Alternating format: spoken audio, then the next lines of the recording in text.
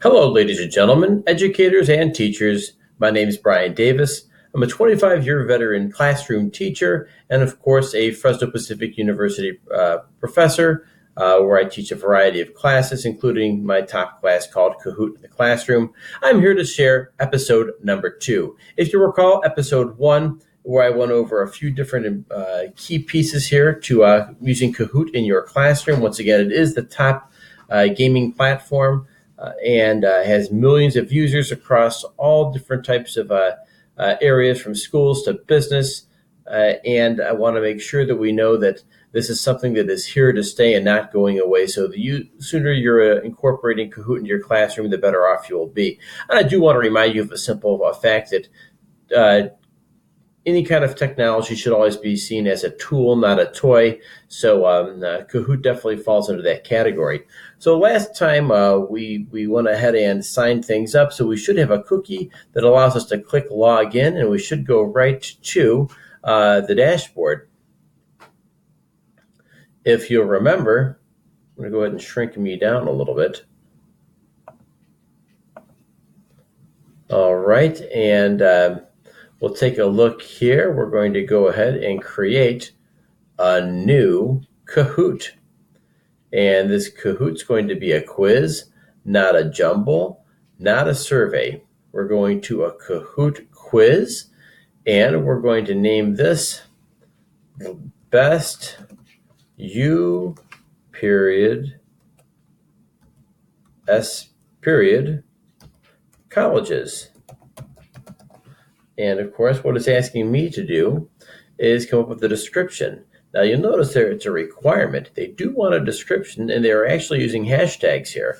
I'm keeping it very simple. What I'm typing is best hashtag colleges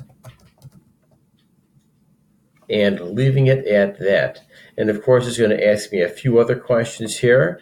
My location, visibility, and of course in English, and credit sources. I'm not using anything too crazy here. I'm not using copyrighted material. What I do have is an option down here at the very bottom. You'll notice next to my lovely face here is a place to put a trailer. I'm going to go ahead. I've done this prior to us getting together here. So I'm going to copy this link address, pop this into here, and press paste. And I'm going to go ahead and go one step further. I'm going to open, let's go ahead and just open up an image right from my pictures. I'm going to type in the word college. Once again, I've already done this. Prepared it for you. And so there's my picture here. So anybody looking at the video, when they scroll through and do a search, should find out something very simple. They'll see a picture that says college. Okay, and let's go ahead and create it. I'm going to answer one question here, and for our purposes, it probably will only be one question. I'm going to type a simple question. Name your favorite college. And I'm giving you 4 options here. And of those options, we're going to go ahead and write Harvard on one side. We're going to go ahead, write Yale over here. We're going to go ahead and type in Princeton over there. And finally, let's go to the West Coast and type in Stanford over here. Now, since we're not going to be too biased here, I'm going to let every single one of these answers be the right answer. And so what I'm really trying to do is not so much pick right or wrong. What I'm more or less doing is trying to get maybe more of a survey from my students.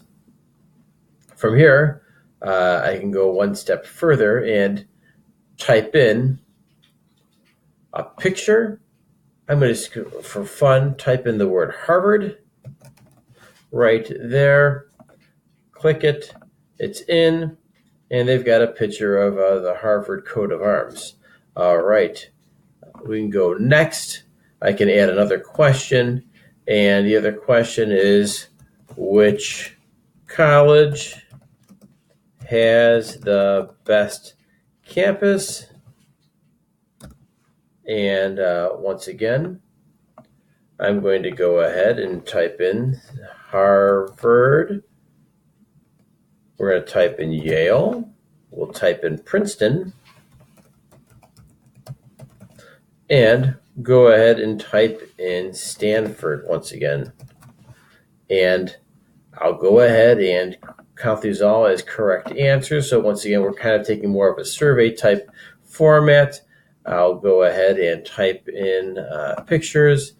As I've already pre-recorded this, let's type in Yale and see what we get here. No image here. I'll type in another generic. There we go. Keep it generic once again. And we've got that simple college banner. Once again, we'll go to next, and we're going to go to save. We are done. Now you'll notice if I go back one, I'll go back here to edit. You'll notice I have a few different opportunities here to do some monkeying around. I can change my question. I can go ahead and duplicate this question. It's, for instance, if I have the same answers all the way throughout this, I kept the same 4 colleges. I can duplicate this and then edit the actual questions to those same 4 over and over and over again. I could always delete the question and get rid of it altogether. Another interesting feature that's worthy of mentioning is time limit. You'll notice that I could take this question all the way up to 120 seconds. So for instance, if they're working out an arithmetic question that requires some time and thought and energy, that I can have a Kahoot that lasts 120 second wait time. You'll notice I can dump this thing all the way down to 5 seconds as well. So these are worthy features that they've upgraded over the years with Kahoot, and it's worthy of mentioning. So with this, let's go ahead and press save. Let's go ahead and type in, I could edit it, we can preview it, which I would recommend you doing before you ever go live, particularly with a class.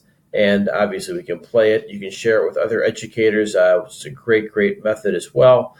Let's go ahead and press play. And it's going to take me to my screen. I've got my phone with me, so I'm going to go ahead and type in classic mode. I've already keyed into to the Kahoot platform, so now I'm waiting for a chance to enter my game pin. And there we go, 660590. And look at that crazy introduction video that I'm getting. Hi everybody, it's me, Stella, and I'm back with a pretty interesting, different kind of video for you guys today. So now that I've been on my gap year for a solid... And this girl's talking about her gap year, perfect background. Once again, you can see how that's used as part of your introduction. But we're going to go ahead and you can play that longer for the students to give them the right mindset. We're not going to do that.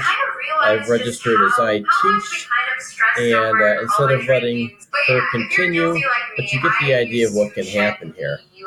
So with that, my dear, I'm going to go ahead and press start. And we've got my questions that pop up here right away. Name your favorite college. And I'm going to go ahead. I've had a couple of students attend every single one of these colleges. So let's go ahead and think of Adam. Adam, we're thinking of you today. We go ahead and mark you down as Harvard. Next one. Another student, which college has the best campus? Well, I've not been to any of these, but we did have a student attend Yale. So, John, for you, we're going to write Yale. We go to next. And what do we get here? We get the results I teach. I'm the only person who played this game. And, of course, what would have is a first place, second place, and third place finish. You can go ahead and get results.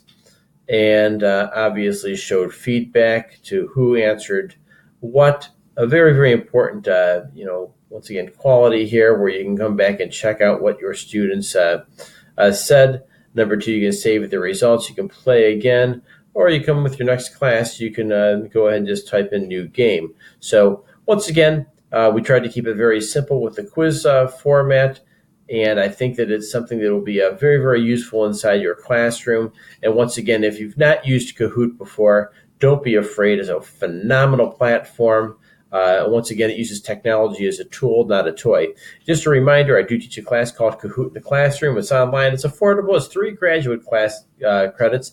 And if you'd like more information, visit me at classesforeducators.com, or you can email me at classesforeducators@gmail.com. Until then, take care.